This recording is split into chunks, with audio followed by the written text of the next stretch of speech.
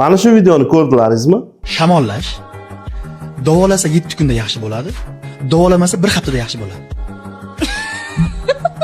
O'zi bir hafta 7 kundan iborat-ku. Bo'ldi. Shamollash davolanmaydi. Shamollashga uyda o'zingiz bilganingizni qiling. Paracetamol ichib turing temperaturaga. Yevropa shunga asoslangan. Bu demak hamkasbimni fikriga men katta qismiga qo'shilaman. Chunki nimaga? O'tkir respirator infeksiyalarda, o'tkir bronxitlarda, demak, o'tkir virusli infeksiyalarda, demak, davolanmasa ham kasallik o'zi, demak, yaxshi bo'lib ketadi bir haftada, rostdan ham. Buni albatta biz qilishimiz kerak.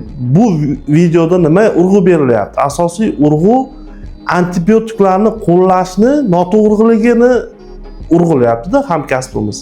Mana shunaqa o'zi yaxshi bo'ladigan kasallarga antibiotik berib qo'yilishni xatoligini tushuntirib bermoqchi bo'lyapti. Lekin ba'zi holatlarda o'sha antibiotik qo'llaydigan, davolash muhim bo'lgan holatlar ham bor. Misol uchun otitlar, quloq va burundagi o'tkir jarayonlarda, demak, vrachga qanchalik erta murojaat qilsangiz shuncha yaxshi.